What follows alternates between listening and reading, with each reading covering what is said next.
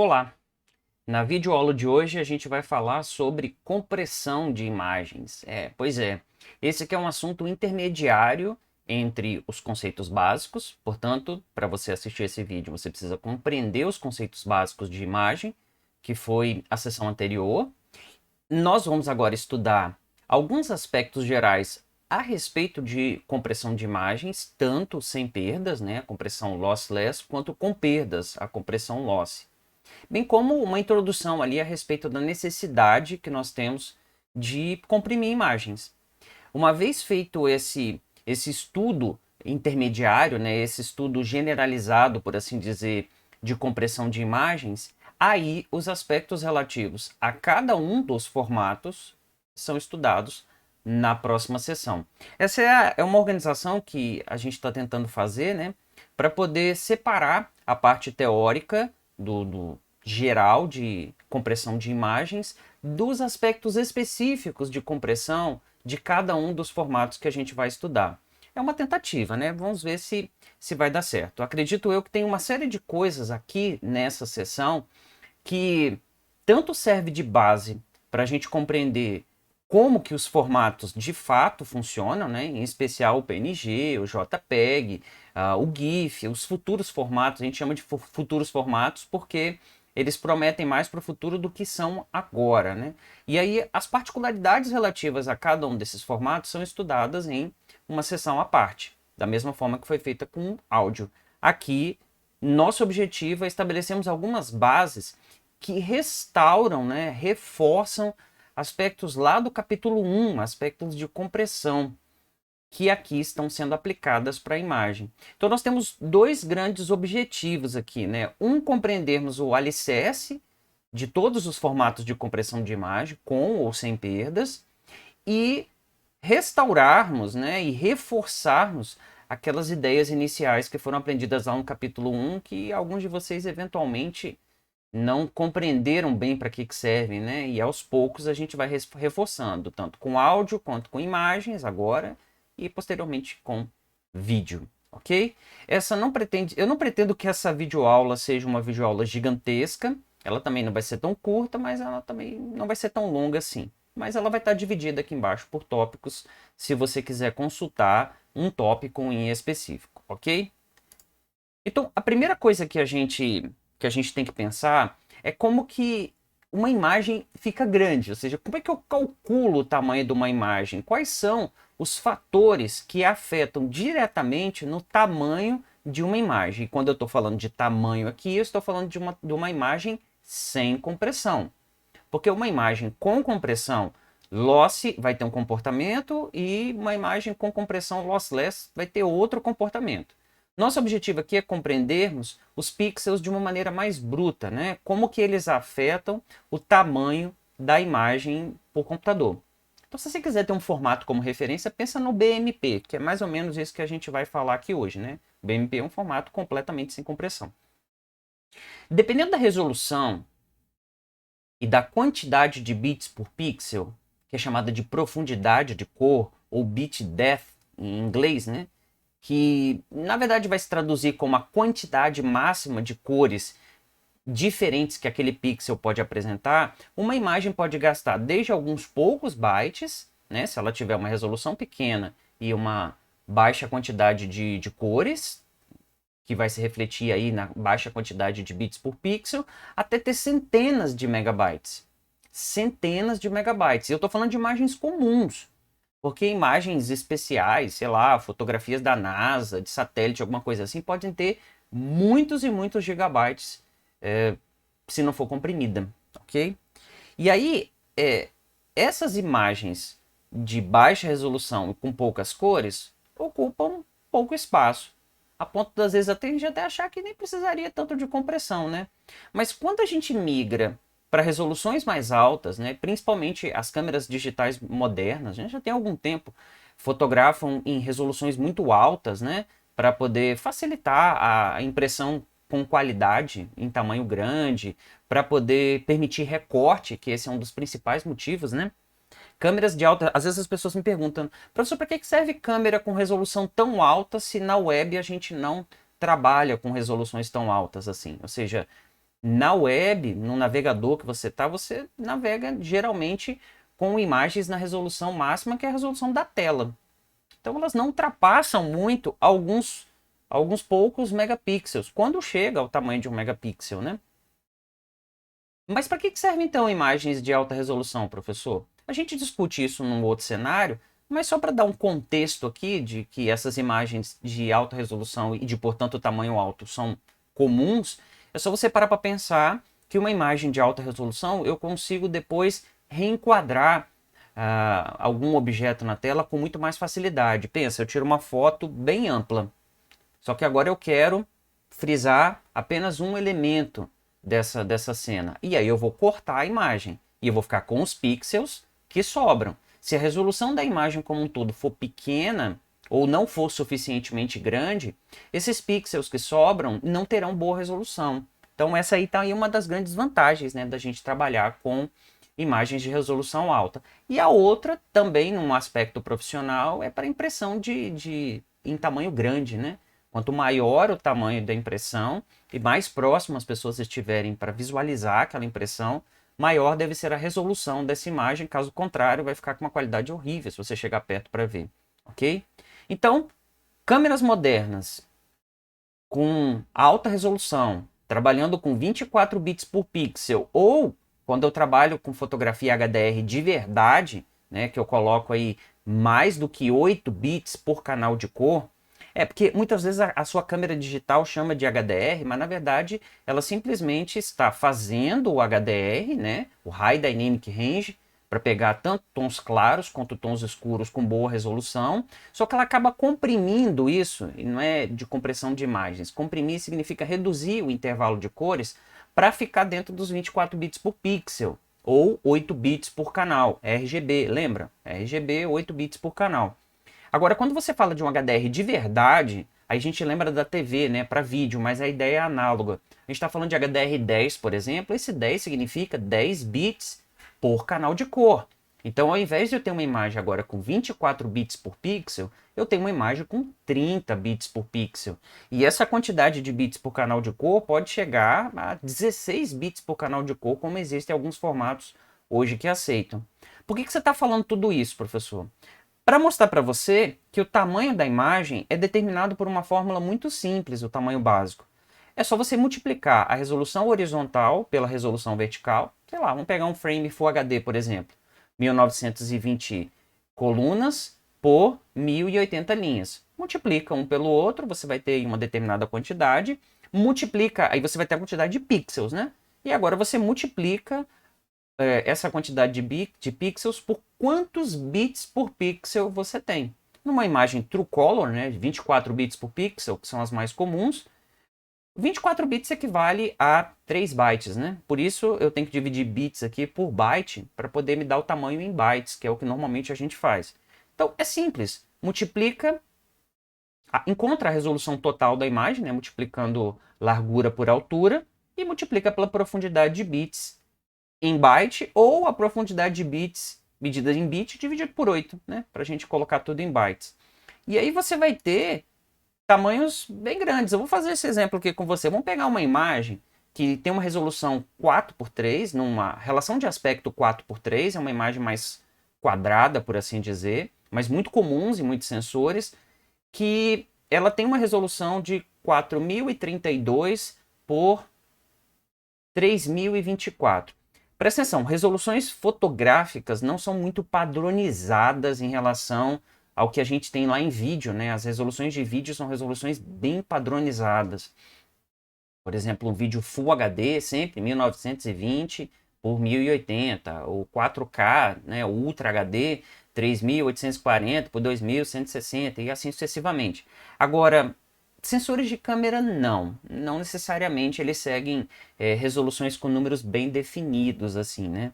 Então, nessa resolução, que é um exemplo real que eu dei para vocês, de uma determinada câmera, que se intitula como 12 megapixels. Por que ela se chama 12 megapixels? Porque quando eu multiplico essa resolução aqui, ó, resolução horizontal pela vertical, eu tenho essa quantidade aqui, ó, aproximadamente 12 milhões e alguma coisa de pixels. E eu abrevio isso chamando de 12 megapixels. E aí as câmeras de 8.3 megapixels vão ter uma determinada quantidade de pixels linha, coluna. Quando você multiplica, vai dar por volta de 8 milhões e 300 mil. Espero que você tenha entendido aí a ideia dos megapixels, ok? E se eu pegar então essa quantidade de pixels e multiplicar por 24 bits por pixel, que é o tanto de dados que eu vou gastar por pixel, dividindo por 8, ou eu multiplico por 3 bytes, né? Porque 3 vezes 8 é 24, dá no mesmo. Eu tenho uma imagem de 34,88 megabytes. 34,88 megabytes por uma imagem de 12 megapixels True Color. Se eu tivesse, vamos supor que eu estivesse assistindo aí numa conexão, vendo essa imagem numa conexão de 1 megabit por segundo. 1 megabit por segundo pode parecer muito pouco para uma conexão física, né, fixa ali, doméstica.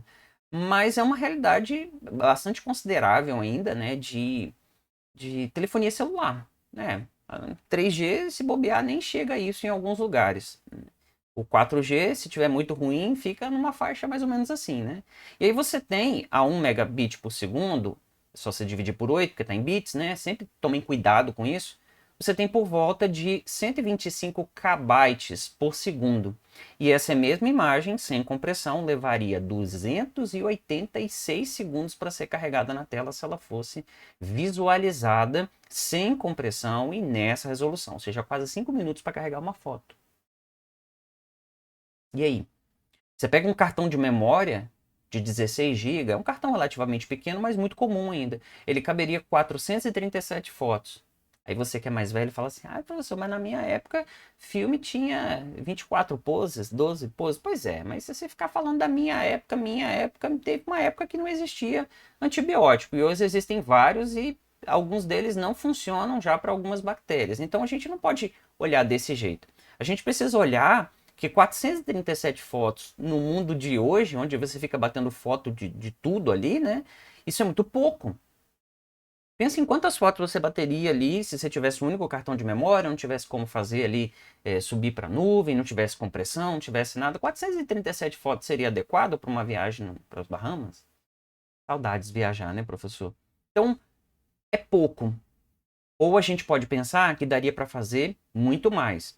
E eu estou avaliando aqui com vocês apenas a quantidade, né? E a taxa de transmissão.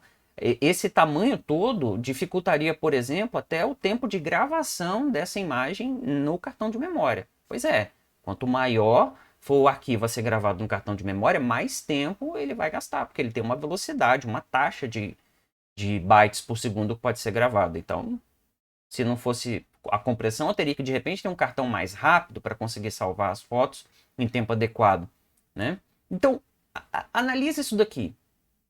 12 megapixels é uma câmera tranquilaça, é um padrão para câmeras de celulares praticamente, né? Você tem algumas com uma resolução maior, mas 12 megapixels é uma resolução muito comum e muito aceitável ainda hoje, né?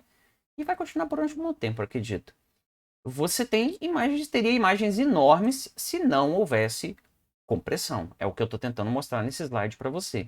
Então, diante dessa situação, da mesma forma que a gente teve lá em áudio, a solução é a mesma: compressão de dados. A gente precisa comprimir para ocupar menos espaço, tanto no armazenamento quanto na largura de banda, né? Ocupar menos largura de banda.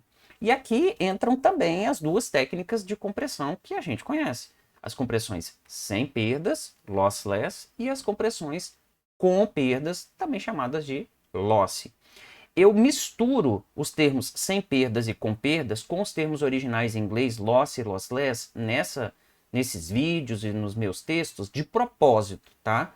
Porque eu poderia muito bem adotar só os termos em inglês ou só os termos em português, que já são bem consolidados. Mas eu faço isso de propósito para você se acostumar com os dois termos. Beleza? Uma licença de didática, pedagógica aqui, professor, para vocês aprenderem, né? E nessa sessão, então, a gente vai analisar de uma maneira geral no que se baseiam essas técnicas. A gente mais ou menos conhece alguma coisa já lá do geral, mas aqui a gente precisa aplicar no contexto de imagem, né? Com as particularidades que a compressão de imagens tem, tanto da parte loss quanto da parte lossless. E as particularidades, os detalhes de cada formato, assim sucessivamente, ficam para a sessão seguinte, onde a gente analisa os formatos. Então aqui eu vou tentar me ater à teoria geral, que norteia mais ou menos ali a maior parte dos formatos. Beleza? Vamos falar do primeiro tópico então, que é a compressão de imagens sem perdas, a compressão lossless aplicada à imagem. Vai ser, por incrível que pareça, a parte mais difícil de explicar para vocês, porque a parte loss, que é a terceira parte dessa nossa conversa, né, depois dessa introdução, agora lossless, e no final a gente fala de loss. A parte loss dá para falar muito pouco de maneira genérica.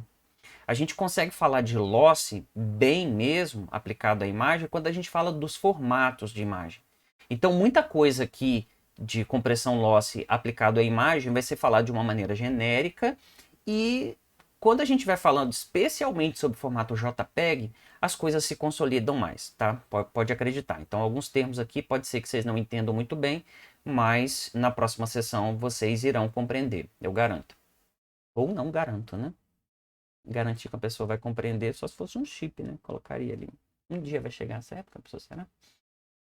Por definição, a compressão lossless é uma compressão sem perdas, da mesma forma que eu tivesse comprimindo, sei lá, um zip ou RAR da vida. Compressão lossless é compressão lossless, ok? É uma ideia análoga ao que nós tínhamos lá no caso de áudio, né? Uma vez a imagem comprimida lossless, quando eu descomprimo a imagem, eu volto bit a bit, exatamente ao arquivo original, em termos de dados, né?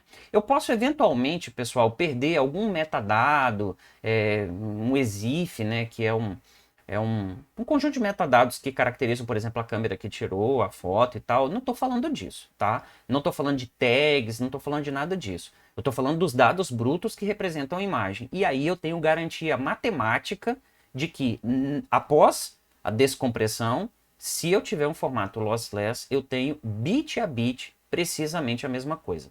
Beleza? Isso precisa ser compreendido por vocês. Só que quando o algoritmo de compressão sem perdas é desenvolvido especificamente para imagens, ele vai levar em consideração a estrutura que esse tipo de dado tem, que as imagens têm. E aí, ao levar em consideração a estrutura, ao compreender a estrutura, algoritmos melhores podem ser ali aplicados, ou transformações podem ser aplicadas nos dados, do que se eu tivesse usado um formato de compressão genérico, como RAR e ZIP, entendeu? Aqui cabe um adendo muito importante. Eu estou falando do RAR e ZIP e tal, mas pode ser que vocês encontrem aí algum outro formato de compressão genérico também, né, para arquivos de um modo geral, que desempenha muito bem em imagens. Aí você vai falar, nossa, mas o professor falou que a compressão genérica normalmente vai um pouco pior, né, ou geralmente ela vai pior do que um formato de compressão específico para imagens. Pois é, mas aí que está o truque. Não existe só zip e RAR no mundo. E mesmo o RAR, né, ele é desenvolvido por um camarada, né, uma pessoa lá que tem uma empresa e tal. Eu esqueci o nome do cara. Mas são coisas desenvolvidas por uma pessoa só. Sabia que ele é proprietário, um algoritmo fechado de um cara que se tornou padrão aí no mundo. Mas eu posso ter diversos algoritmos genéricos de compressão de dados que podem muito bem detectar que ele está comprimindo uma imagem, né? Ele pode analisar ali pela própria extensão, por exemplo, ele já teria um bom indício, né? Apesar de que eu posso mudar a extensão. Mas ele teria um bom indício. E aí ele pode fazer um shift lá dentro, né? Um switch, uma troca, e mudar internamente para um algoritmo específico para comprimir aquela imagem ou aquelas imagens ali dentro do volume. O que eu estou dizendo para você é que formatos de compressão genérico que são bons em imagem, por exemplo, isso serve para outras coisas, serve para áudio, eventualmente, para vídeo eu acho que não, mas para áudio também serviria, é porque no próprio algoritmo genérico ele incorporou ali um if detectei que a imagem, logo vou aplicar essa otimização. Então pode ser que vocês encontrem sim algum formato genérico que comprima bem imagens, mas lembrem-se disso que eu estou falando. E se esse formato for fechado, enfim, a menos que o autor fale, a gente nunca vai saber se ele está aplicando essa otimização ou não.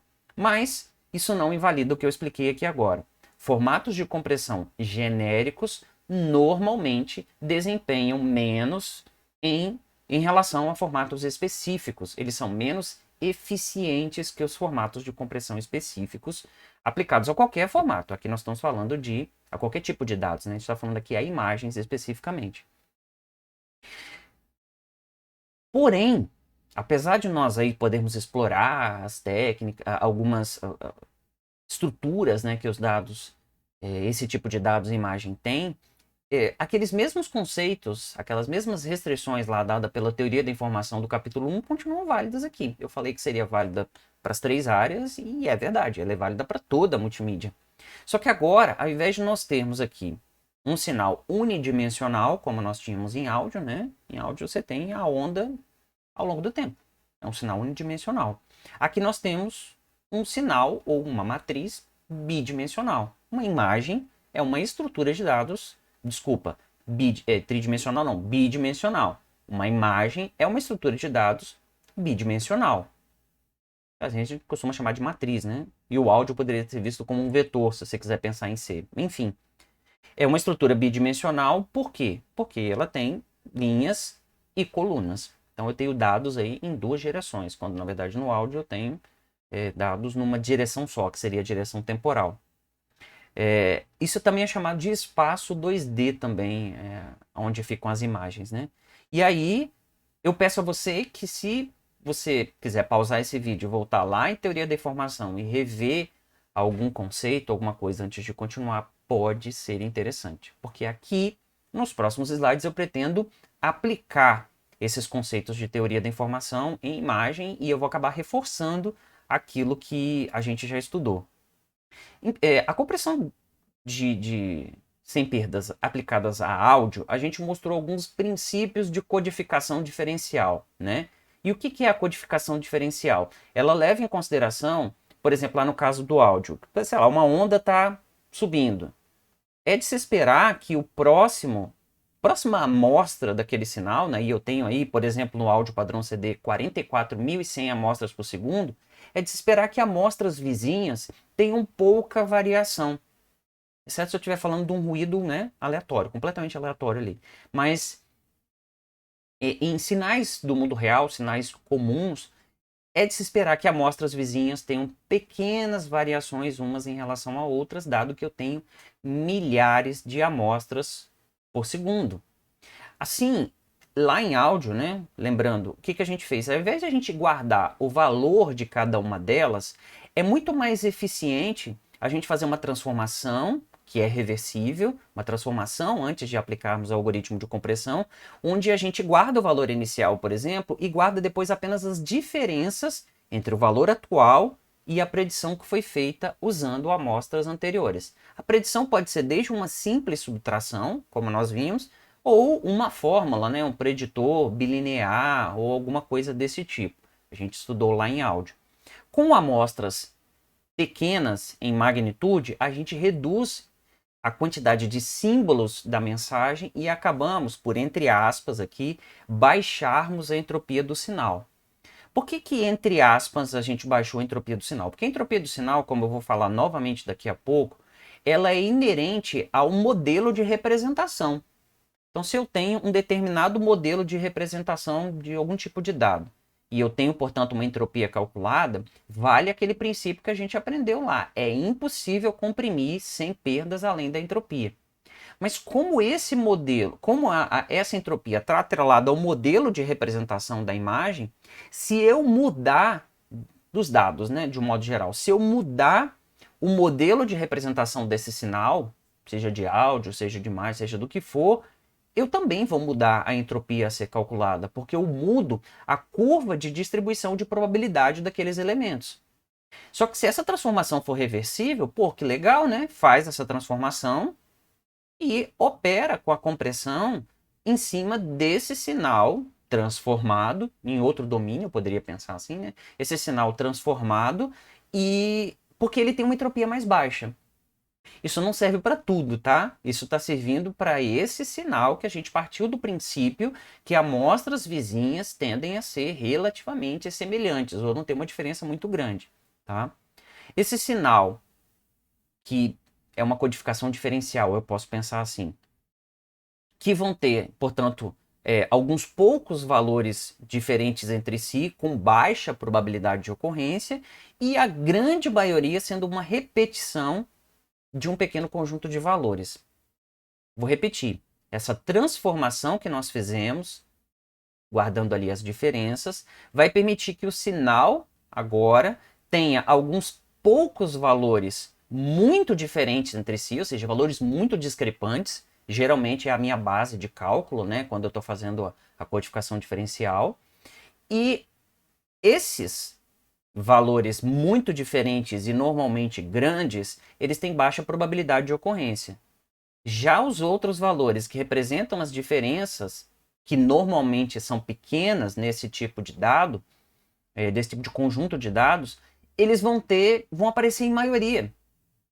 E é tudo que eu preciso. Lembra lá de Huffman? Eu preciso de discrepâncias, eu preciso de probabilidades diferentes para Huffman ser eficiente. Lembra? Ou eu posso pensar também do ponto de vista da própria entropia. Se eu tenho alguns poucos símbolos com maior probabilidade de ocorrência e outros com menor probabilidade de ocorrência, aqueles que aparecem mais, que são mais comuns, pela nossa teoria da informação, eles carregam menos informação. Lembra lá da nossa conversa lá, né? Você vira pro seu namorado e a sua namorada, vira do nada, assim. Depois de 2 anos de namoro, fala assim, amor, a gente tá namorando. A pessoa vai olhar pra você e falar assim, por que você me falou isso? Isso não me traz informação nenhuma. Você pega lá, é, você pega lá um iogurte que tem 2 meses que tá vencido. Aí você prova ele. Aí você fala, nossa, que gosto ruim. Alguém olha pra você e fala, é sério mesmo que você tá me falando isso? Tipo assim, aquilo era muito previsível. Ou seja, era bastante provável que aquilo acontecesse. Né? Se você mora, por exemplo, no Equador, ou próximo da linha do Equador, aí você vira pro seu colega e fala assim, nossa, como tá calor hoje, né? Mudou o mundo, né? Então, é isso que eu quero que vocês entendam como probabilidade de ocorrências de eventos, né? Quanto mais improvável é um evento, mais informação ele tem. E quanto mais provável é um evento, menos informação ele tem. E isso quem disse foi Shannon lá na teoria da informação. E aqui nós temos ele visivelmente, né? Se eu fizer uma transformação e ter alguns poucos valores muito diferentes entre si, ou seja, eles são menos prováveis, eles carregam bastante informação. E os outros, a grande maioria, muito parecidos entre si, ou com repetições e tal, com grande probabilidade de ocorrência, eles vão carregar menos informação, ok? Então vamos avançar nessa teoria. Quando a gente fala em imagens, dá para aplicar esse mesmo conceito, só que agora bidimensionalmente. Essas ideias, que são bastante semelhantes, só que agora eu vou fazer uma modificação para aproveitar essa estrutura bidimensional das imagens e também o fato de que há uma grande chance de que, da mesma forma que acontecia com o áudio, aqui, acho que aqui acontece ainda mais, acho, não tenho certeza, para a imensa maioria das imagens. Pixels vizinhos tendem a ter cor muito semelhante, ou pelo menos, como eu vou falar, brilho muito semelhante. Pensa no print de uma tela. Olha a quantidade de cores idênticas que eu tenho num determinado. Olha para esse frame aqui, né? Tá certo que ele tem um ruídozinho aqui, né? Para dar uma. Não sei se você consegue ver no seu vídeo, mas o fundo do slide tem uma espécie de texturazinha para ficar mais agradável, né? Mas supondo que não tivesse, seria tudo branco. O restante da imagem tem umas linhas diferentes, mas elas têm uma tonalidade de cinza ali. Então, o pixel dessa tonalidade cinza se repete bastante nessa imagem, né? Então, se eu aplicar aquelas mesmas técnicas lá, só que aqui olhando para o pixel, né? Ou de repente olhando para o pixel do ponto de vista de cor e luminosidade, que é uma transformação que eu posso fazer também, eu vou ter. Se eu aplicar uma espécie de codificação diferencial aqui, eu vou ter o mesmo efeito que eu tive lá em áudio, né? Eu vou ter alguns poucos valores muito grandes e muito discrepantes e a imensa maioria de valores, para muitas imagens, evidentemente, com variações muito pequenas. Pensando numa fotografia também, a fotografia de um céu, né? Eu tenho poucas variações normalmente, né, num céu sem nuvens, poucas variações de azul, Algumas pessoas vão falar que tá tudo azul. Tem dia que o céu tá azul por completo, né? Mas quando você bate a foto, você vai ver que não é exatamente tudo azul. Mas o que você pode garantir é que são tonalidades, são valores muito parecidos. E lembra, valores muito parecidos, se eu guardar as diferenças, se elas são pequenas, eu estou mudando o modelo de representação ali e estou baixando a entropia, ok? E como é que eu chamo isso matematicamente, professor? Como é que eu chamo matematicamente essa ideia de que os pixels têm valores muito próximos? A gente diz que eles são altamente correlacionados. A correlação entre esses dados é muito grande. Esse é um conceito de estatística. Quanto maior for a correlação entre os dados, qualquer dado que eu tiver, mais o meu passado, o meu histórico do passado, consegue me dar uma boa previsão do presente e futuro. Isso é uma interpretação de correlação alta. Quando eu tenho um determinado comportamento de alguma coisa que é bastante correlacionado, porque tem como mensurar isso, tá bom? Não vou entrar em detalhes estatísticos aqui, pergunta lá ao professor de estatística, mas tem como você mensurar a correlação que os dados têm. E quanto maior a correlação, nesse nosso contexto aqui, mais os dados anteriores preveem os dados atuais e os novos dados. Ou seja, eu tenho variações bastante previsíveis. E previsibilidade, do ponto de vista de entropia, é o quê? É baixo. Previsibilidade alta significa entropia baixa.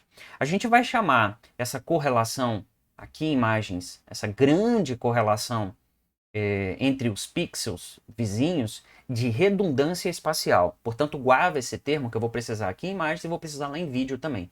Redundância espacial é eu ter pixels de tonalidade muito parecida em grandes regiões ali. Então, eu tenho redundância espacial. Vamos pegar um exemplo numérico para a gente compreender. Imagina que eu tenho uma imagem de tons contínuos, tá? Tons contínuos diferente de tons discretos. Lembra da nossa teoria passada? Tons contínuos, fotografias, por exemplo, têm tons contínuos geralmente.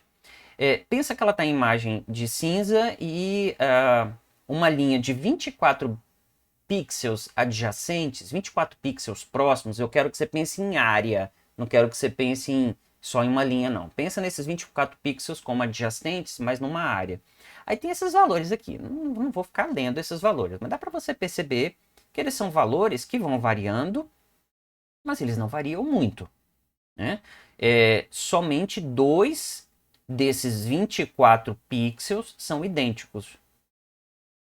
Eu tinha gravado quais eram os dois valores quando eu montei aqui que eram idênticos. Aí não é válido, né? Que você pode pausar e procurar aqui para mim. Não sei.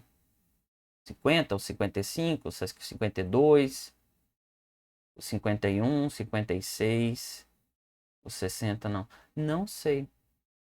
O 41, não sei. Tem dois aqui que eu tinha contado que são idênticos. Eu não vou procurar aqui agora não, que esse vídeo é meio que ao vivo, tá? 20, desses 24 valores de pixel, né, em escala de cinza, que vai de 0 a 255, mas aqui estão indo até 60 só. 24 valores de pixel, apenas 2 são idênticos. E aí eu tenho um valor médio de 40,3. Ou seja, a média de valores aqui é alta. Valores de magnitude alta também, eu acabo gastando mais bits, porque eu tenho que expandir a minha faixa de representação numérica. Isso é um negócio lá de arquitetura de computadores, né, que a gente aprende isso. Tem um professor que explica essas coisas para vocês. Só que, pensa nessa transformação. Eu olhei para os dados e vi, eles são bastante correlacionados. Porque quando você olha para os dados numa região, numa vizinhança, por exemplo, aqui pode estar muito distante daqui, mas quando você olha para o passado, para o que está próximo deles, eles são próximos. E se eu gravar, portanto, a sequência de diferenças? Como no primeiro não tenho diferenças, né? Eu posso considerar que tem um zero aqui antes, dá no mesmo. Eu gravei o 12. Ao invés de gravar o 17, eu gravei 17 menos 12, 5. E aí, ao invés de gravar o 17, eu gravei o 14, eu gravei o 14 em relação ao 17. E aí eu gravei menos 3. Toma cuidado, eu não me baseio sempre nessa referência não, vou sempre me baseando no anterior, os dados estão todos encadeados. Portanto, para eu descobrir exatamente qual é esse valor, eu precisaria reconstruir o anterior baseado no anterior e assim sucessivamente. Se eu ficar fazendo essa sequência de subtrações, um modelo idiota aqui, né, diferencial, apenas com subtração. É porque existem outros modelos de predição, como a gente viu para áudio, né? Modelos que levam em consideração um ou mais valores anteriores. Mas eu estou fazendo só subtração aqui. Olha o que aconteceu com essa sequência. Ilustrando, você consegue entender? Esses daqui seriam os valores originais plotados em escala. E esses daqui seriam os valores de diferença. Eu reduzi o intervalo e apareceu um monte de valorzinho aqui, ó, muito parecido, ok? Quando eu olho para essa sequência, eu observo três coisas muito importantes que a gente vai levar para as nossas ideias de compressão de imagens, sem perdas. Só estou falando de sem perdas aqui, tá? Esses valores, como eu falei, tem magnitude, módulo, né, muito menor do que aqueles pixels originais. Isso favorece sim a compressão, porque eu posso ter um intervalo menor, numérico menor. A média deles é de 2,58, a média anterior era 40,3.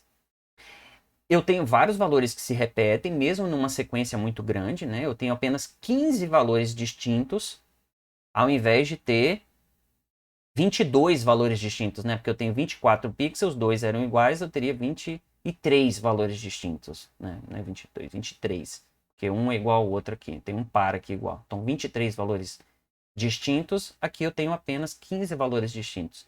Eu reduzi a variabilidade. Ao reduzir a variabilidade, em tese, a princípio, se eu fosse considerar só isso, dava para codificar em apenas 4 bits. Por que isso, pessoal? Porque 2 elevado a 4 dá 16 possibilidades. Então, se eu quiser considerar o zero, vai de 0 a 15. Intervalo, né? Ou eu posso considerar, fazendo uma tabela, o que o GIF faz, inclusive, uma tabela indexada. Se eu tenho 4 bits, eu tenho possibilidade de fazer uma tabela ali e guardar 15 valores diferentes. Na verdade, pode até 16 valores diferentes, né? Ah, professor, mas eles não vão de 0 a 15. Não, eles não vão. Mas eu posso muito bem fazer uma tabela que indexa o valor real do pixel ou dessa transformação com um valor binário. Essa é uma técnica de indexação que é utilizada, inclusive, pelo formato GIF. Mas não vou falar de formatos aqui não, vou voltar para cá. Então eu tenho média mais baixa, menos valores distintos, eu diminuí a variabilidade, diminuí a média, a magnitude ali média dos números, e agora eu vejo que eles são descorrelacionados.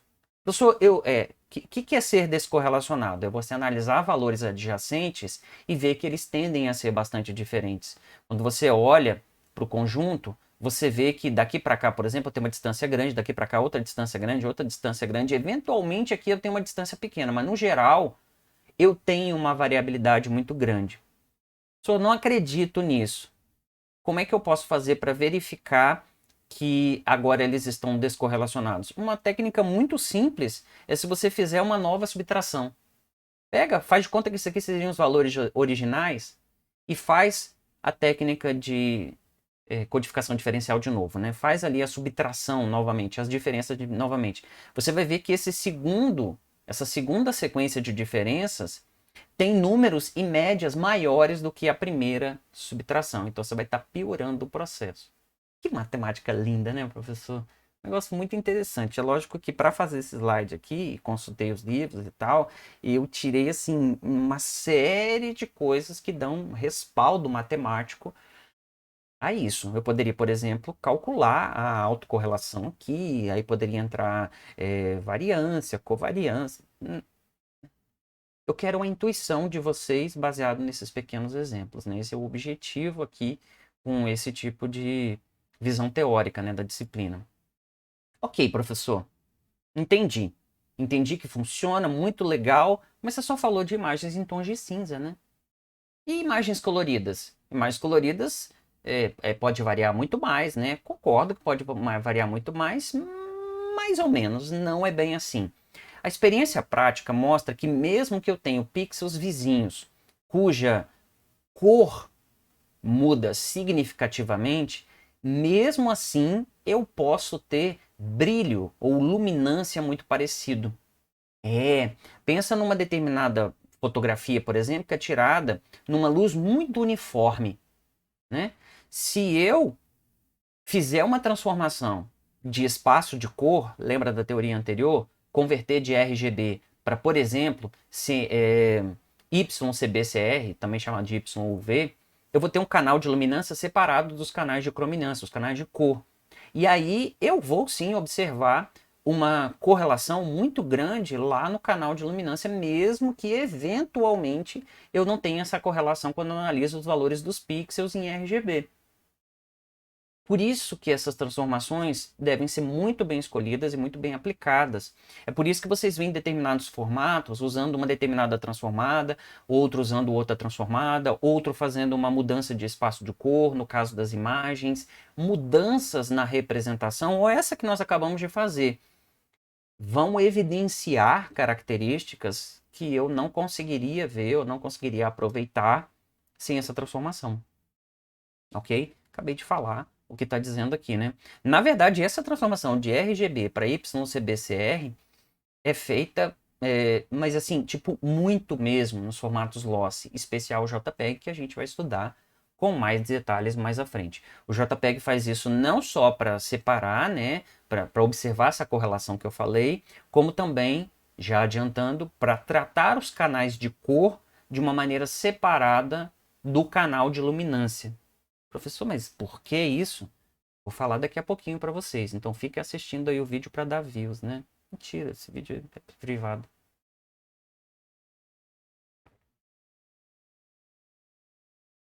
Só o que você falou aqui?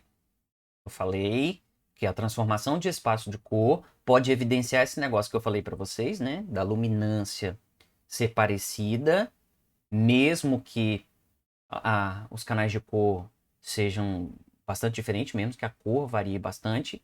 E eu fiz essa transformação para poder evidenciar essa característica.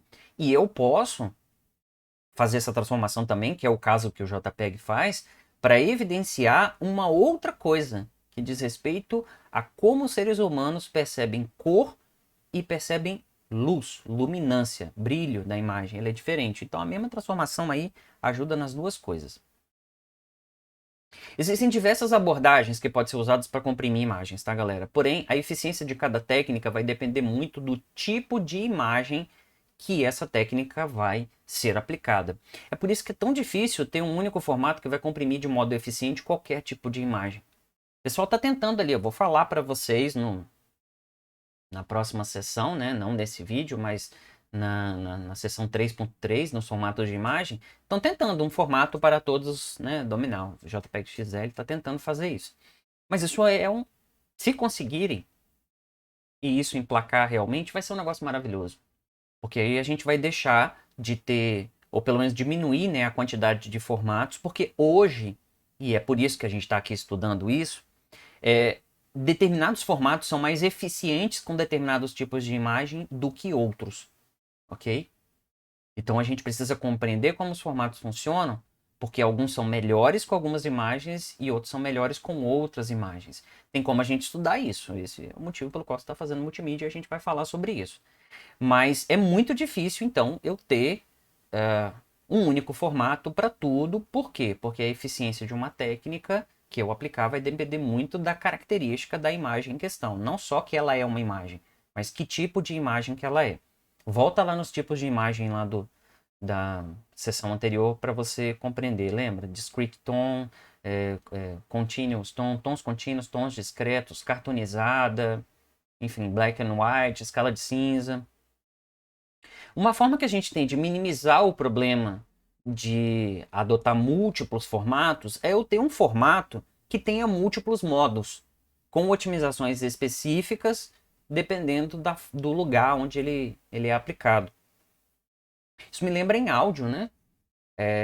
O formato Opus que eu expliquei para vocês, que analisa, por exemplo, voz de uma forma diferente do restante da música, instrumentos, né? E aplica ali os modelos adequados para cada um deles, ou pode até misturar os modelos. Isso torna o formato mais complexo, mas eu aumento a minha eficiência. Pensa, por exemplo, num screenshot, né? Uma print da tela. Se eu, a menos que eu esteja, né, num wallpaper, e aí eu tenho praticamente um print que é igual a uma imagem, eu quero um print normal, né? Tipo dessa tela que você está vendo aqui agora. Pode ser que tenha até um pedacinho do wallpaper ali, que é uma fotografia, e uma outra parte com uma janela, com interface gráfica e tudo mais.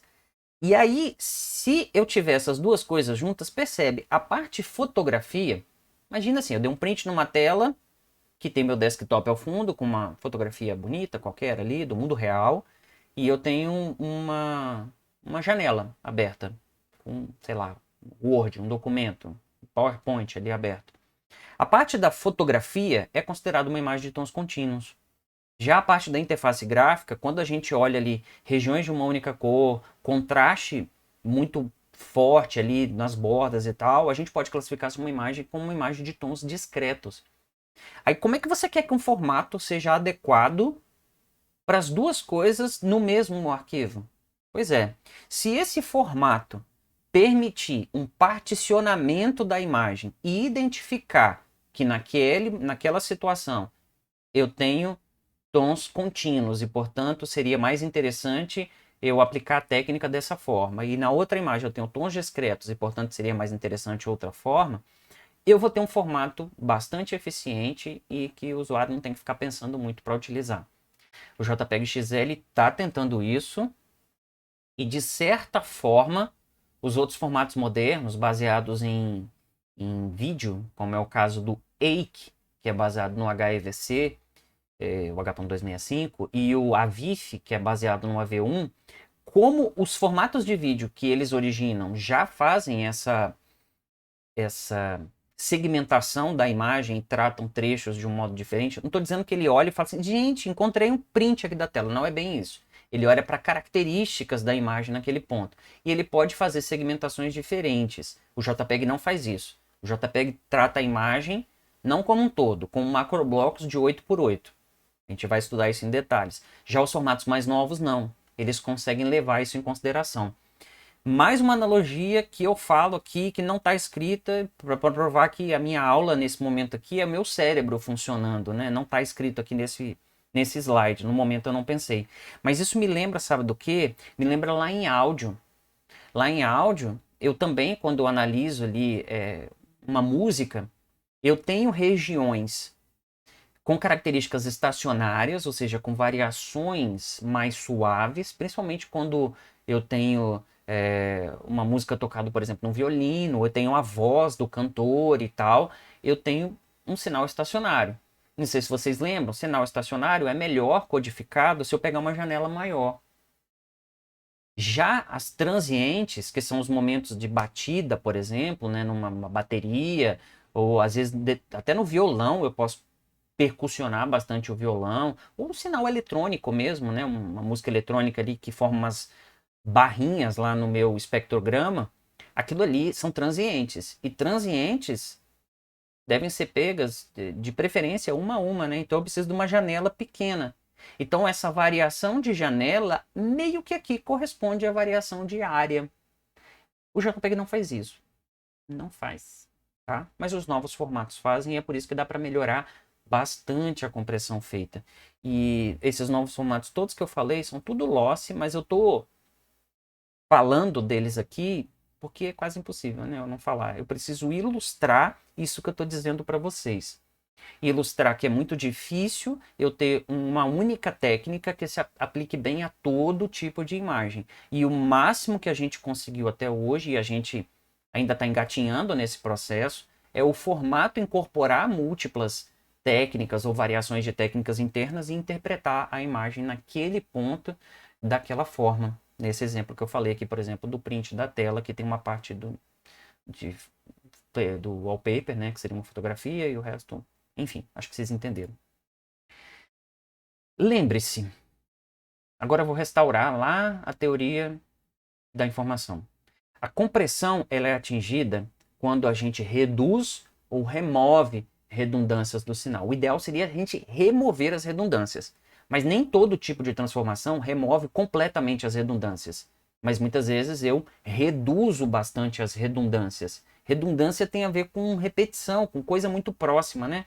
Se eu reduzir, ou eventualmente eu conseguir alguma transformação que remova as redundâncias do sinal, eu vou favorecer a minha compressão, lossless, ok? As redundâncias numa imagem elas vão ser causadas pela correlação entre os pixels, ou seja, uma correlação alta significa redundância alta, uma correlação baixa, redundância baixa. Eu posso usar diversas operações matemáticas que visam aí descorrelacionar esses dados, a fim de eliminar essas redundâncias, ou de pelo menos, como eu disse, minimizar, reduzir essas redundâncias. Uma forma comum de fazer isso é usando determinadas transformadas matemáticas, como é o caso da DCT e da transformada Wavelet, duas transformadas que eu trabalhei bastante. Meu mestrado eu trabalhei bastante com transformada. Não, Wavelet não foi no mestrado, não, foi na graduação. O meu formato de imagem, eu inventei um formato de imagem como projeto de graduação. Eu fiz um formato, a partir lá do zero fiz. E eu usei transformada Wavelet nele. E teve uma compressão de 10:1, foi muito interessante. Pois é, a ideia de praticamente todas as transformadas que são aplicadas em multimídia é a de descorrelacionar o sinal. Porque ao descorrelacionar o sinal, ou seja, minimizar pelo menos a correlação entre os pixels, eu também estou reduzindo ali na verdade, eu estou privilegiando, por assim dizer, favorecendo os meus algoritmos de compressão sem perdas. Basta você entender que quanto mais redundância eu tenho numa imagem, maior é a correlação entre os pixels. Pixels de valores muito próximos são pixels muito correlacionados. E eu posso usar transformadas, como eu falei. Dá um exemplo aqui da DCT e da Wavelet, né? Lá no caso do áudio, o MP3 usa MDCT, ou usa até FFT também para isso, né? É possível também a gente pensar nessas transformadas em termos de entropia da imagem. Uma matriz cujos valores de pixels sejam altamente correlacionados tenderá a ter valores equiprováveis, ou seja, com probabilidade muito parecida, o que resulta numa entropia muito elevada. Valores equiprováveis vão resultar numa entropia elevada. Lembra? Porque a entropia é mais baixa quanto maior é a minha variabilidade ali, a minha probabilidade de ocorrência, né? Agora, se eu tenho um conjunto de valores equiprováveis, eu vou resultar numa entropia elevada, porque eu tenho a mesma probabilidade de ocorrência, ou probabilidade de ocorrência muito parecida com aqueles elementos que eu tenho ali. Isso não é interessante para entropia, pra teoria da informação. Se esses valores transformados, eles são descorrelacionados, isso significa que eu vou ter alguns valores mais comuns, com alta probabilidade de ocorrência. Alta probabilidade de ocorrência significa menos informação, lembra disso? Enquanto outros valores vão ser mais raros, com baixa probabilidade e, portanto, carregando mais informação do ponto de vista da teoria da informação. Essa diferença vai resultar numa baixa entropia, porque apesar de eu ter alguns símbolos, né, dessa mensagem ocorrendo com menor probabilidade, né, e, portanto, carregando mais informação, eles acontecem em menos número. O grosso ali do meu sinal está em valores que aparecem com grande probabilidade. E eles vão, portanto, carregar menos informação. É o oposto, né?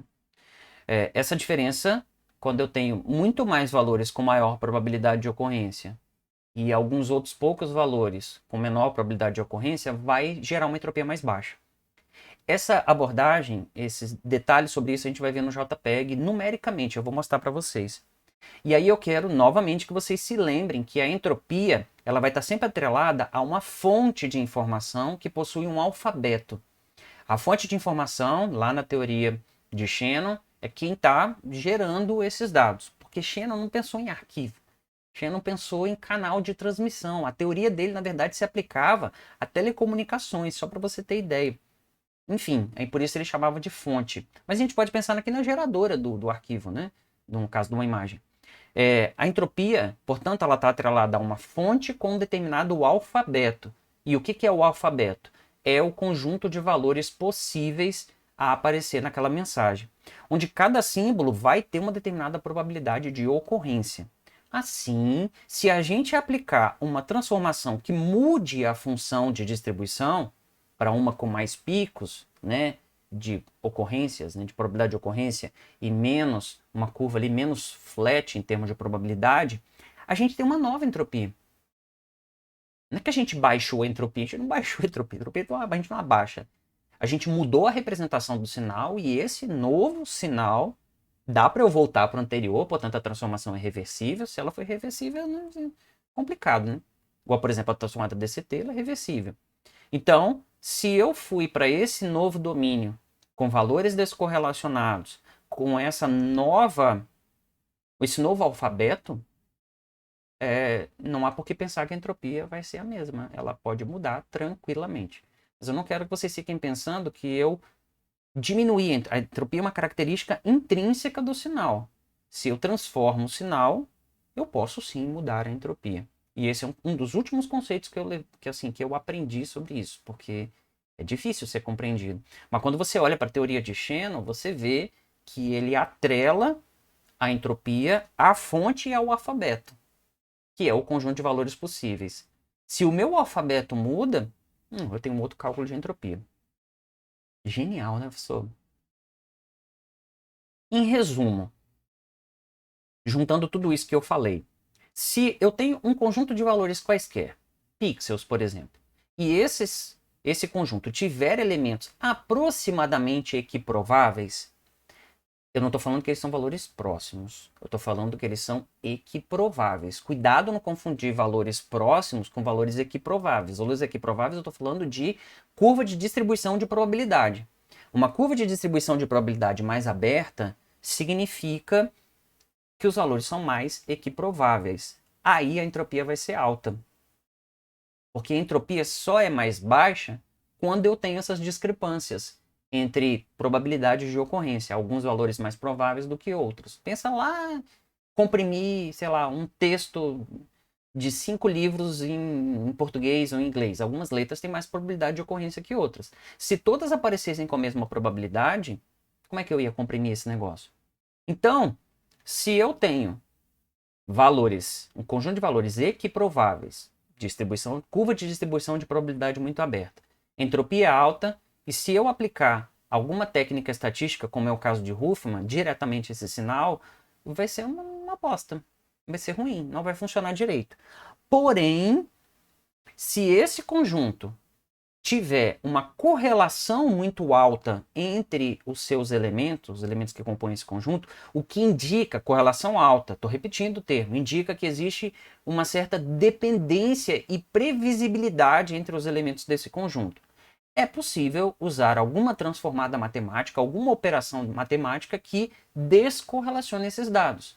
Seja ela uma transformada, tipo Wavelet, DCT ou qualquer coisa desse tipo, seja aquela codificação diferencial que eu apliquei. Aquilo é uma transformação também. Se eu conseguir descorrelacionar os dados, partindo do princípio que eles estão correlacionados, né? Só se eu aplicar um método desse num negócio que já está descorrelacionado, não vai mudar muita coisa não. Como nós vimos no exemplo passado. A matemática não tem truques, né? Se você tentar trucar, ela vai... Enfim. E aí, com isso, o novo conjunto que eu tenho vão ter valores que são independentes, por isso independente está em negrito aqui. Independente é exatamente o oposto de dependente, ou altamente correlacionados. Quanto mais altamente correlacionados uns valores de um conjunto estão, mais dependentes uns dos outros eles estão, e, portanto, isso é o contrário de um conjunto independente. Ou seja, no conjunto, quanto mais independente for o conjunto, mais difícil é para que eu tente estabelecer algum método de previsibilidade, né? E se esse conjunto for independente e não ser equiprovável, são dois conceitos completamente diferentes. Independência e não ser equiprovável. Se eles não forem equiprováveis, ou seja, eu tiver diferenças em probabilidade de ocorrência e eles forem independentes, esse conjunto terá uma entropia mais baixa e assim os métodos em relação ao conjunto original. E assim os métodos estatísticos vão funcionar muito melhor do que se eu aplicasse no conjunto original. Tá? E aí tem um parágrafo aqui, ó, maravilhoso, que eu extraí quase diretamente para chegar a essa conclusão do livro do David Solomon, que é o livro, é a Bíblia da compressão de dados, compressão geral de dados, né? Que a última edição dele foi a quinta, né? Não tem tradução em português, é o Handbook of Data Compression. Eu vou ler para não correr o risco de errar. Isso que eu fiz aqui em cima, que eu falei para vocês, de eu ter uma transformação, alguma coisa que gera valores independentes e não equiprováveis, né, vai me gerar uma entropia mais baixa. E isso, como eu falei, só deu certo, essa transformação só deu certo para favorecer lá a técnica estatística como Huffman, porque nós tínhamos ali, né, valores equiprováveis, porém correlacionados. Se nós tivéssemos um conjunto de valores equiprováveis e já descorrelacionados, a compressão seria impossível. Aliás, essa é exatamente o que ocorre, né, a definição do que ocorre com um conjunto de variáveis aleatórias. Quando a gente faz método estatístico, quando a gente faz, por exemplo, processo estocástico, que é uma faculdade, que é uma disciplina que a gente estuda geralmente em pós-graduação. Alguns cursos de graduação colocam processo estocástico. A gente fala muito de conjunto de variáveis aleatórias. Pensa num conjunto de valores com valores variáveis aleatórios. A gente chama isso de variável aleatória. Esses conjuntos de variáveis aleatórias, por definição, são chamados de independentes e identicamente distribuídos. Ruído branco é um exemplo de conjunto aleatório. Portanto, se eu tiver independência, mas tiver equiprovável, valores equiprováveis, ou seja, o máximo de valores equiprováveis seriam ser identicamente distribuídos, ou seja, uma curva de distribuição que na verdade é uma reta, isso é impossível de comprimir. Ruído é assim. Se você pega um ruído de verdade mesmo, você observa que os valores são independentes. Valores serem independentes quer dizer que eu não consigo ali estabelecer algum padrão de previsibilidade. Mas quando eu ploto a curva de distribuição de probabilidade, eu também vejo que essa curva não tem picos, ou quase não tem picos, né? No mundo ideal ela seria uma reta perfeita. Mas no mundo real a gente tem uma coisa mais ou menos plana.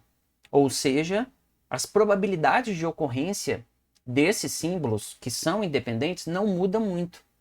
Então, conjunto de valores independentes e identicamente distribuídos, tcharam, é impossível a compressão. Ruído é assim. Ruído de qualquer espécie, né? Lá no começo, a gente não fez mágica. A gente tinha valores muito próximos, com distribuição muito próxima, mas eles não eram independentes. Eles eram bastante dependentes entre si. Ó, aqui, por exemplo, ó, quando você olha para cá, vamos supor que você pegue só essa região. Você vê que eles são valores com probabilidade de ocorrência mais ou menos parecida. Né? É porque o exemplo é pequeno, mas você pegar essa região aqui, você vê que eles são valores com probabilidade de ocorrência muito parecida. Só que eles são bastante dependentes uns dos outros. Quando eu estabeleço a correlação. Quando eu verifico a correlação desse sinal, eu vejo que a correlação é alta. Agora, se eu tiver a situação onde eu já tenho valores independentes, não dá para eu prever esse negócio. Né? Não dá para eu estabelecer uma fórmula de previsibilidade. Nem simples, nem complexa. Não dá. E eu tenho uma probabilidade de ocorrência desses valores mais ou menos a mesma, ou no caso da definição identicamente distribuída, que seria uma reta mesmo na curva de distribuição de probabilidade, isso é impossível de comprimir. Não há nada que você possa fazer para comprimir isso. O ruído branco é um exemplo que cai aqui. Quando você pega um ruído branco, ele é um IID.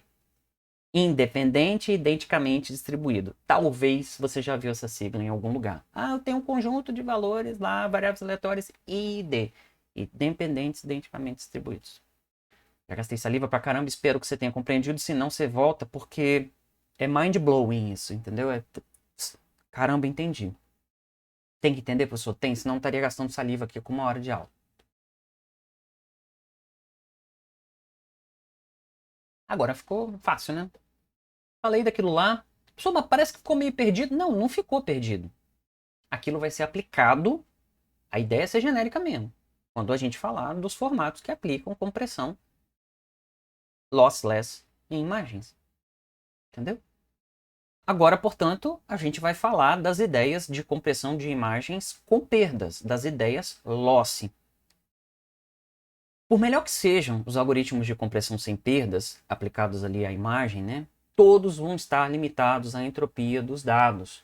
Sejam eles os dados originais, seja esse malabarismo ali que eu fiz, né, de transformação dos dados. Eu vou estar limitado pela entropia de alguma forma. Alguns tipos de imagens são altamente compressíveis, mesmo em modo sem perdas, principalmente aquelas de tons discretos. É por isso, assim, já falando, já antecipando para vocês, print de tela, decisão imediata, já que a gente não tem os novos formatos ali ainda sendo usados, é PNG, é formato de compressão sem perdas. Porque além dele desempenhar, no geral, melhor do que um formato com perdas tipo JPEG, é sem perdas, né? Quem dera a gente pudesse usar sem perdas para tudo. Okay? Porém, quando eu pego, por exemplo, um formato de compressão puramente sem perdas, como o PNG, e aplico uma fotografia, que é uma imagem de tons contínuos, o percentual de compressão vai ser relativamente baixo, principalmente se eu comparo com técnicas de compressão com perdas, né? Ou seja, se eu usar apenas as técnicas de compressão sem perdas, o percentual de compressão vai ser baixo. Aí, nesse caso, não tem mágica, né? A gente precisa fazer aquilo que foi feito lá em áudio. A estratégia para ir além dessas limitações é a mudança do método de compressão para adotarmos agora uma compressão com perdas, ou seja, uma compressão lossy. Compressão com perdas é feita só para humanos, tá, galera? É por esse motivo que a gente lá em áudio estudou a audição humana, para entendermos os intervalos ali, os fenômenos que aconteciam. E aqui a gente não vai estudar tudo sobre a visão humana, né? Mas a gente precisa compreender algumas características da visão humana para podermos aplicar essas técnicas levando em consideração como a visão humana funciona, né? Principalmente ali a sensibilidade para luz, para cor e tal.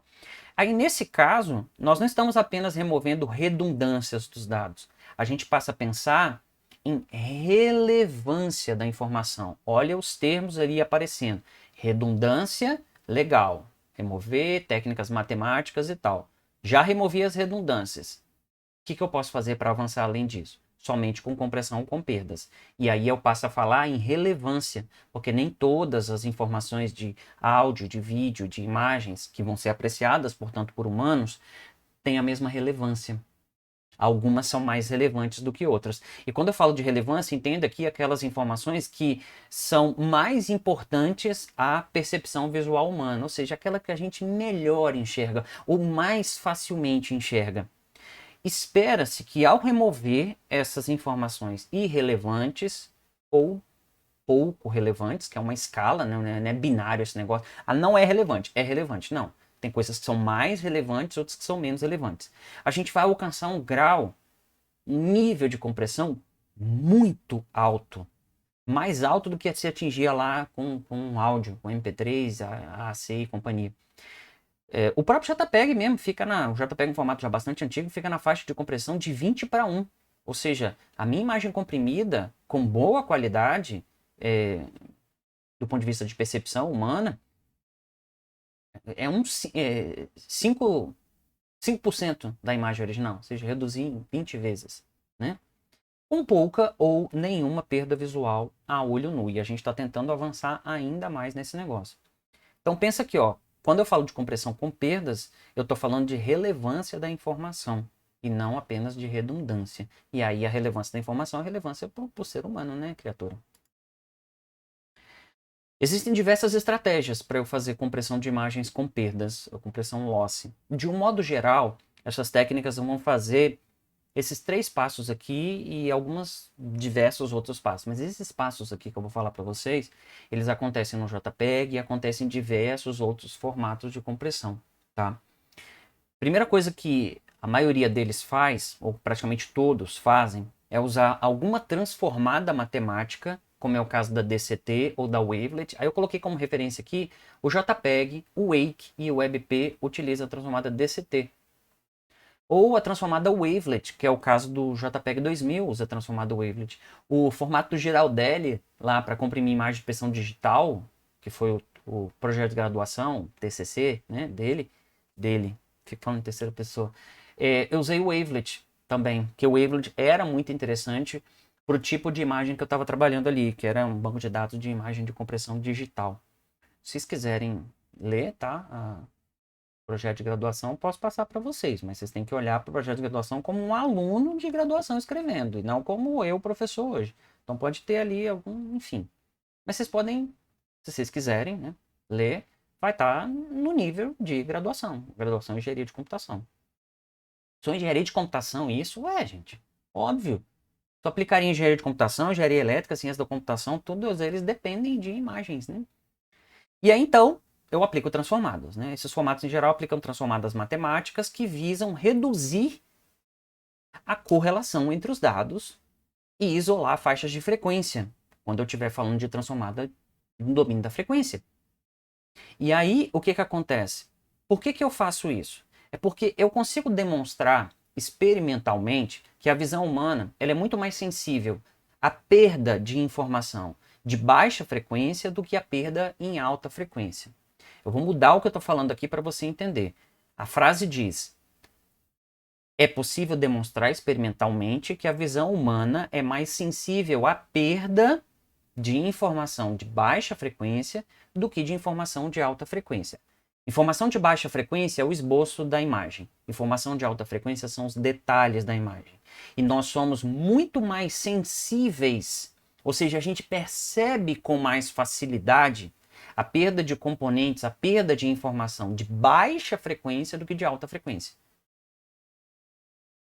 Curioso, né? Isso lembra lá da audição humana também. Não tem nada a ver uma coisa com a outra, né? Mas tem uma semelhança ali, né? Lá também as informações de alta frequência são pouco percebidas pelo ouvido humano.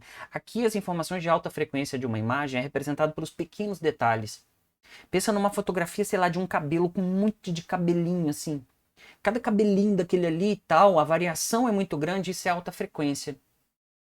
Quando você olha para uma pessoa, você fica olhando para os cabelinhos da pessoa assim, um por um? Não. Você olha e vê assim, ah, é um cabelo. Essa ideia geral, esse esboço geral, é uma informação de baixa frequência. Os detalhes são informação de alta frequência.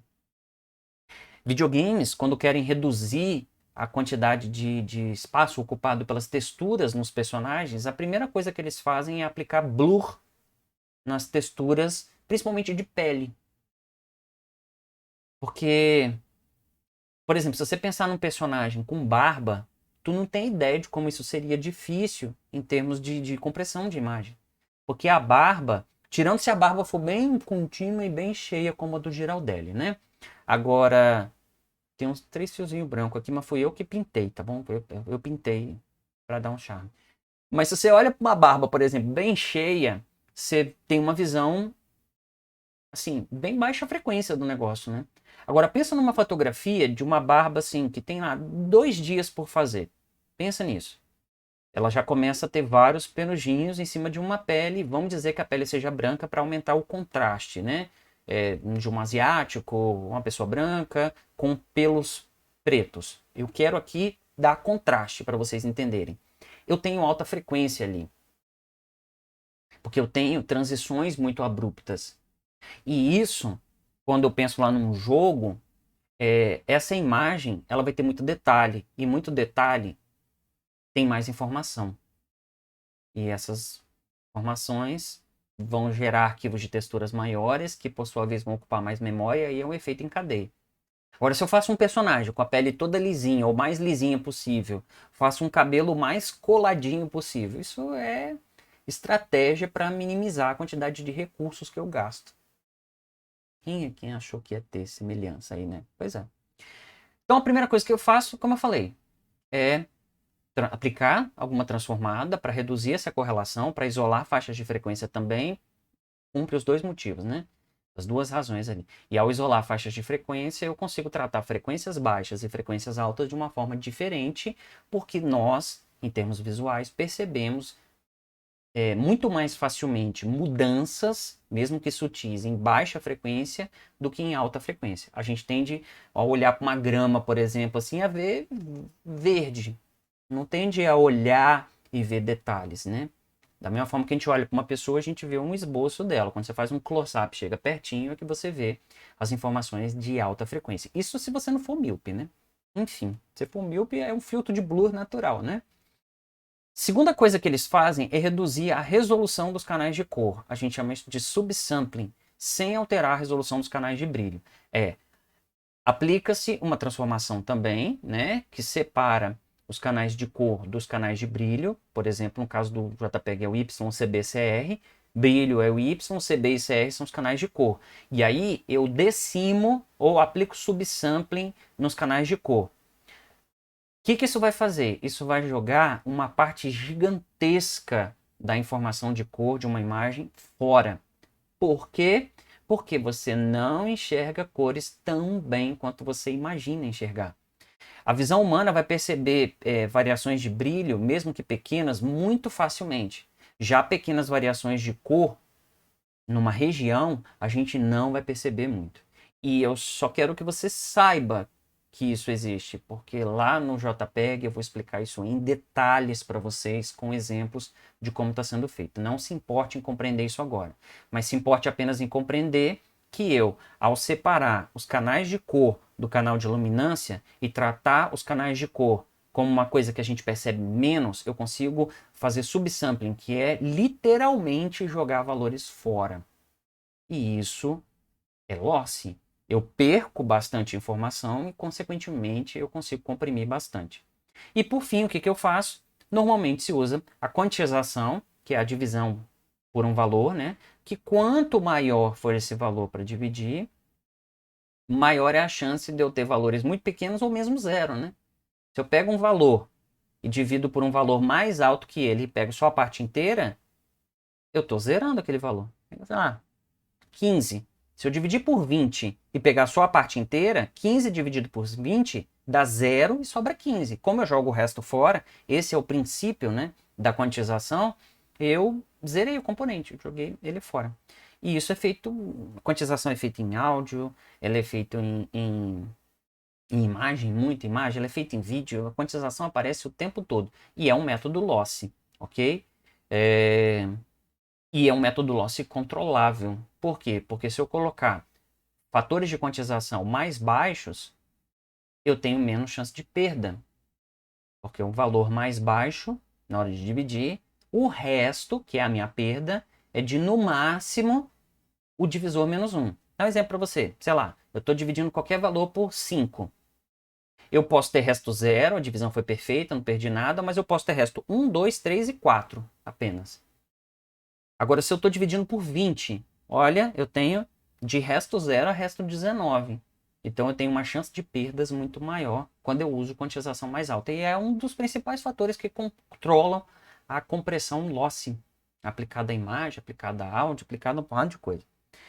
É importante citar que, exceto o subsampling, né, que o subsampling de fato descarta a informação por completo mesmo, as demais estratégias, mesmo a quantização, né, elas não vão reduzir o tamanho do arquivo por si só.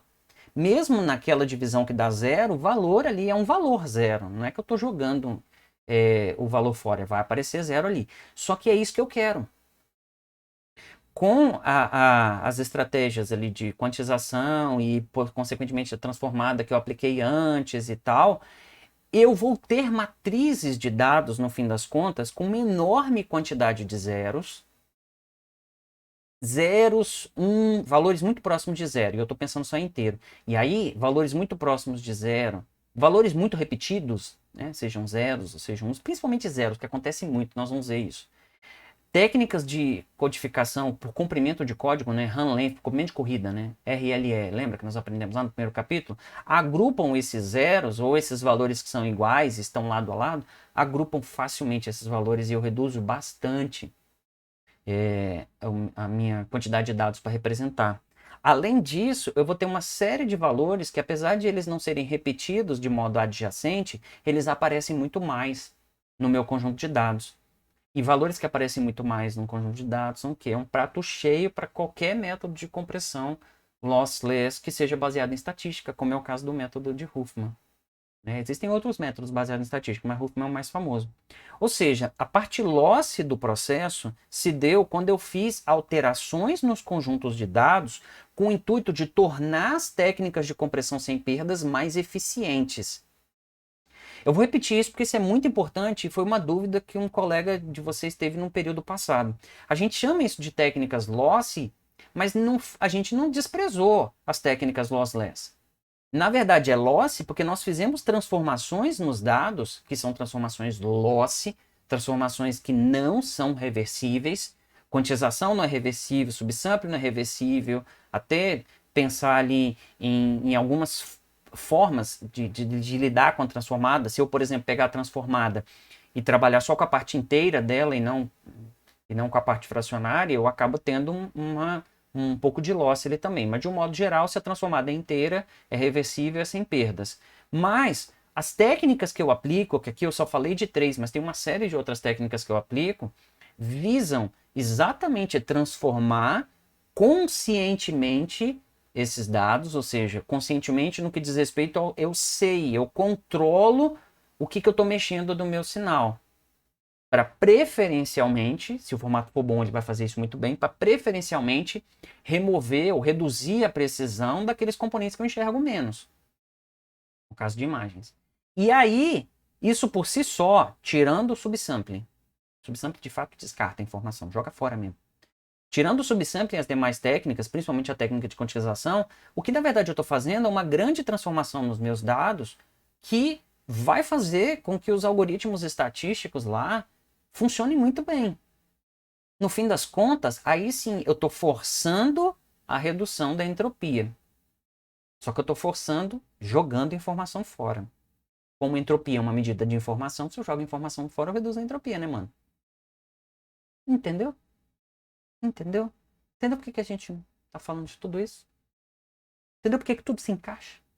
Lá no final, você vai olhar para essa disciplina como um todo, realmente como um todo. Acabou. Pois é, acabou. Nem vou mudar o formato aqui do negócio, não. Esse eu já sabia que era o último slide, só estava conferindo. Mas era isso que eu tinha para dizer para vocês. Gastamos aí um pouco mais de 1h20. Mas eu espero ter esclarecido esse assunto aí, né? De compressão lossy, lossless e restaurado lá a ideia do primeiro capítulo, porque isso precisa estar muito consolidado na cabeça de vocês para a gente compreender tudo que vai vir em seguida. E não se preocupe, quando a gente vai falando dos formatos, evidentemente a gente vai usar boa parte desses conceitos de uma forma até a exemplificá-los, tá bom? Então é isso então, bons estudos para vocês e a gente se vê na próxima. Tchau, tchau.